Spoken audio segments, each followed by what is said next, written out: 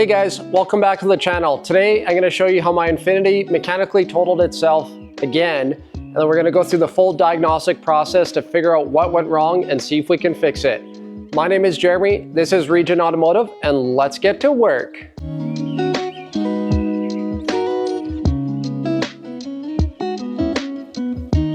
Okay, so before we get started, I figured I'd give you a bit of a backstory on what's going on with this thing.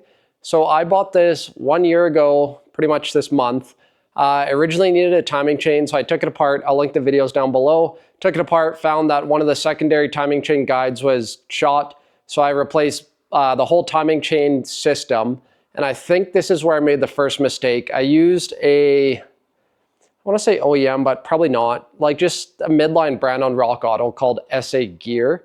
So I used a full timing kit. So I had both chains, tensioners, guides, all that stuff. So it worked just fine for about, I don't know, 18,000 kilometers or a year.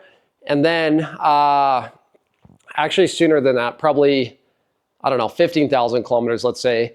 I was getting like a superficial rattle at like 3,000 RPMs. It'd just be like a little bit, it sounded like a chain rattle to me. Just a little bit of a rattle at 3,000 RPMs. I figured that, so yeah, I'm gonna say now, this is my prediction before we dig into it. I think that the tensioner failed, I think the seal failed, and the reason why I was rattling is because oil pressure was pushing past the seal, so it was letting slight tension off the chain. So my prediction is that it needs a timing chain tensioner, but let's go through the process and see. So anyway, I was getting like that superficial rattle.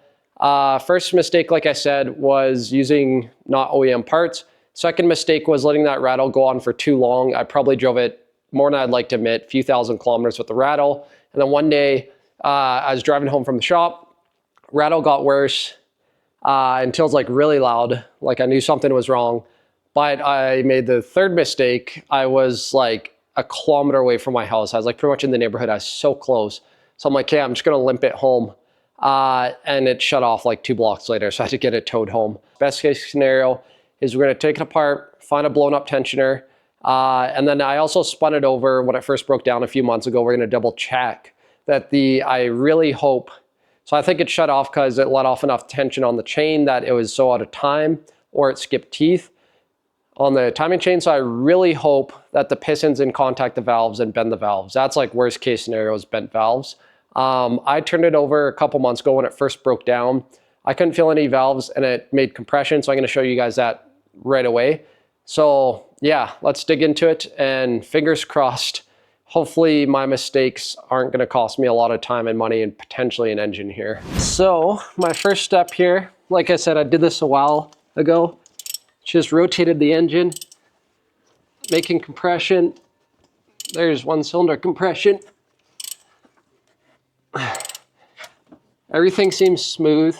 Seems like it's going through the revolutions, building compression. Like I can hear the compression bleeding off. If the valves are bent, it wouldn't make compression in one of the strokes here.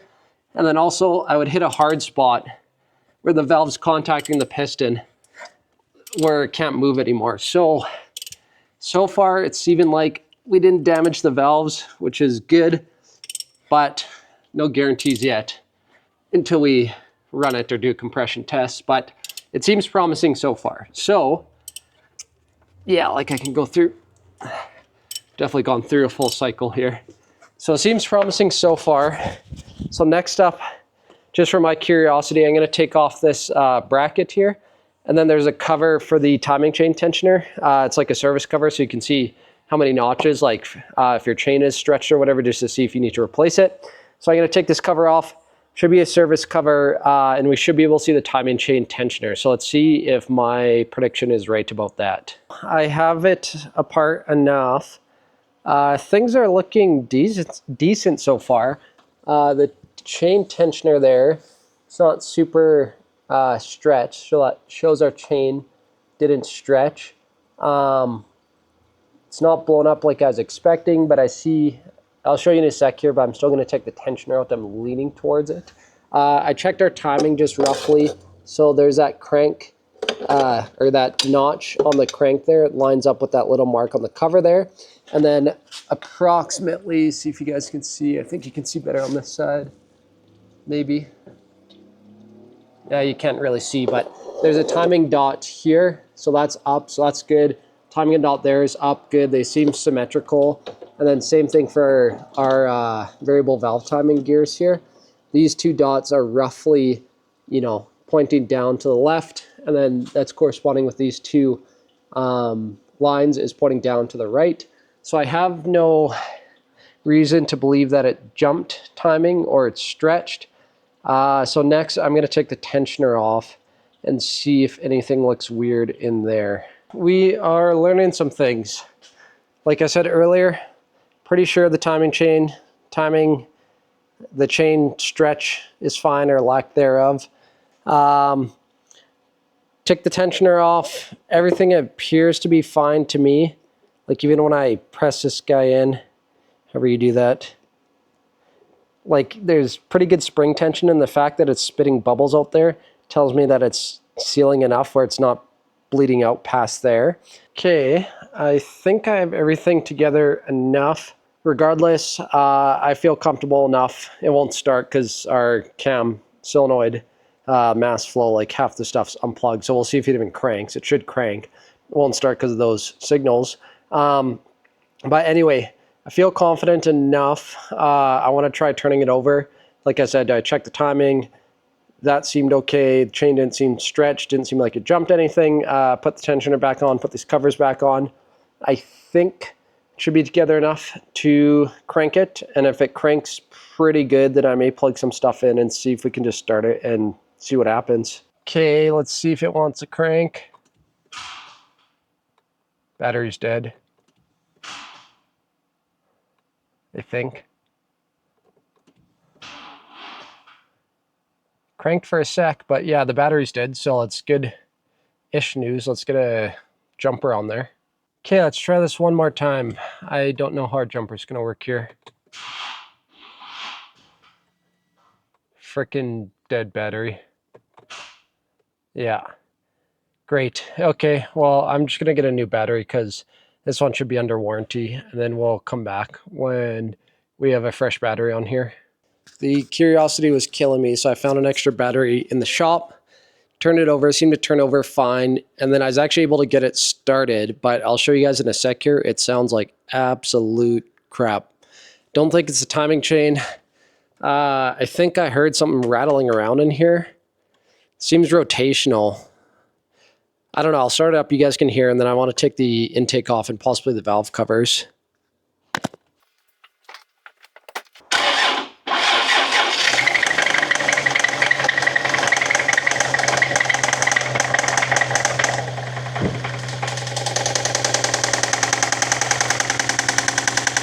Yeah, you hear something knocking up here.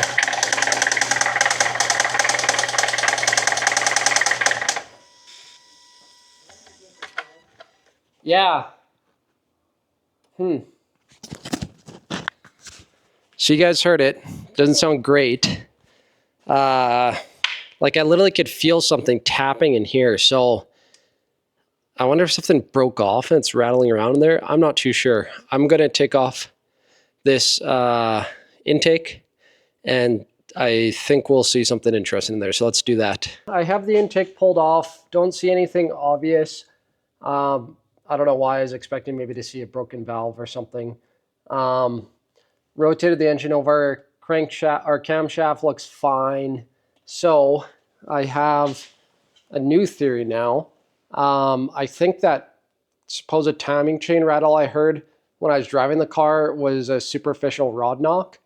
So I'm guessing the bearings, this is my new theory, we're going to take it apart, find out. I'm guessing the bearings wore and there's a bit of clearance. So I was hearing a rod knock at certain RPMs, not timing chain rattle. And eventually the clearance got so bad, it just spun a bearing. Yeah, spun a bearing.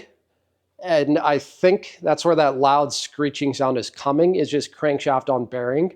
So my new theory is that we're going to lift the car up, drain the oil, take the oil pan off, and hopefully, fingers crossed, not fingers crossed, we see material in the pan. and hopefully it's rod bearings, because then I can replace the bearings while it's in the car. I know that if that's the case, that's not the proper absolute procedure, but for me, I just want to fix this as cheaply as possible and just get it back on the road, get driving, and say if it, you know, cost me a few $100s, couple $100 in parts and 10 hours of time to get another 10, 20,000 kilometers. And then say if the engine goes again, then I can kind of decide what I want to do with it then. And I've always been curious to test to see if you just can replace the bearings and not have any other issues. So with that being said, we're going to get the car lifted up, drain the oil, and see what we see in the oil and the pan. Just a quick observation, which shouldn't surprise us. This car is a magnetic drain plug, and I pulled it out just covered in metal. So there's metal somewhere. Let's figure out where it's coming from. Our case is closed. If you look at that metal there, like when you see those thin flakes, the copper flakes, that's like layers of the bearing material. So like there's copper flakes everywhere, and then obviously all the glitter in the pan. Yeah, so the copper flakes tells me that's bearing. One unfortunate thing is it has like this little half lower pan, so I really can't tell if it's the rod bearings or crank bearings until I get the whole upper pan off. Unfortunately, to do that, I'm going to look it up, but I don't think I'm able to do that without removing the subframe. I don't have my engine support bar on me today, so I'm not going to get that lowered today, but I'm going to start taking everything else apart, because so far, yeah, I'm going to do some research. Maybe, I don't know, now I look at it, like maybe, because it's all-wheel drive too, so I have this freaking front differential in the way, so I'm going to see if it's possible to remove the upper oil pan without dropping the subframe. My guess is not. So yeah, my plan of action at this point, I'm going to start removing everything to get ready to drop the subframe. So I have the subframe here, and it's like kind of connected with this member that the radiator sits on. So I'm going to remove the radiator. I'm going to have to remove the wheels, get the axles loose. I think I should be able to remove the differential, like unbolt sway bar, steering rack, all that stuff. Pretty much get ready. Then I'll come back tomorrow, support the engine from up top, and I'm not even going to lower it. I'm just going to get this whole subframe out of here because I want all the space possible when I'm working on the lower end of the engine, especially if I'm replacing rod bearings. Yeah, so fortunate part after remove the subframe. One fortunate thing is the upper oil pan can be removed without removing the timing cover. Sometimes the timing cover like overlaps. It's in front of the oil pan. So in that case, you have to remove the cover to back it off and then lower the oil pan. So that's nice. So far, knock on metal, I don't have to remove the timing cover. That'd be nice. I've done that enough times. I'd like to not do it again.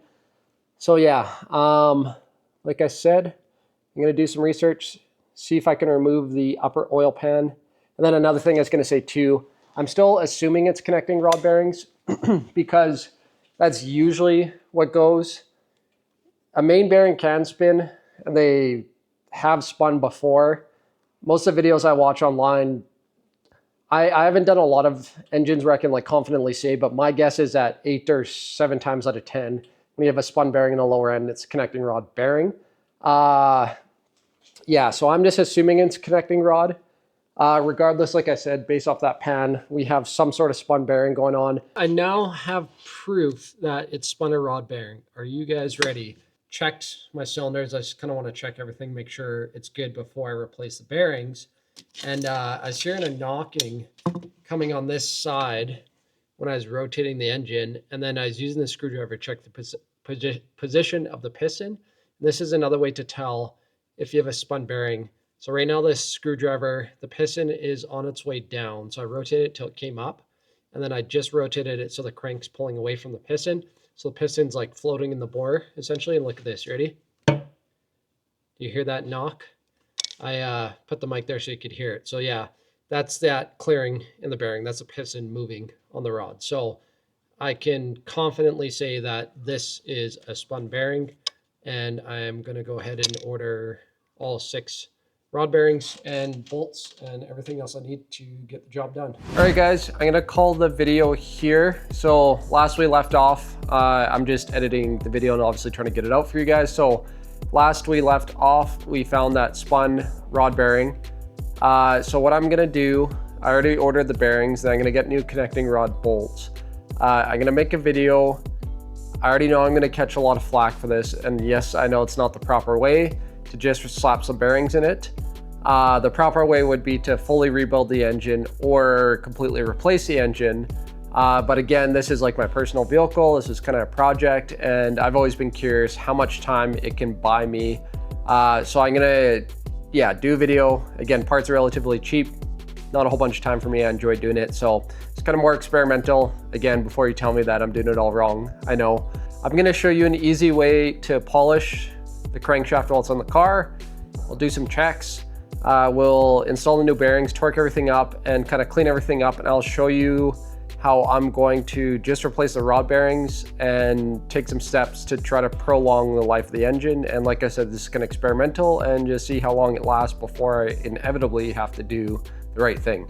Thanks for watching the video, you guys. I know it's been a while since I've posted. If you've been following my channel for a while and you've been wondering kind of where the videos have been going, I felt like I was getting a little burnt out trying to like create a video every week. Like I felt like I was just making videos that like I wasn't passionate about. I wasn't behind. I was just kind of creating, as they say, like throw crap at the wall, see what sticks. Like I felt like I was just creating videos just for the sake, like trying to maintain the channel. And that showed because obviously those videos didn't get a lot of traction. So for those of you who've been watching, I appreciate that. For those of you that have been subscribing and following the channel, I've not disappeared. I just kind of slowed down and reevaluated things. And I'm just gonna release these higher quality videos when I'm working on projects that I'm interested in and I think you guys would be interested in. So with that being said, stick around for part 2 of this series where I'm gonna do the backyard repair to get that Infiniti back on the road. Thanks, guys.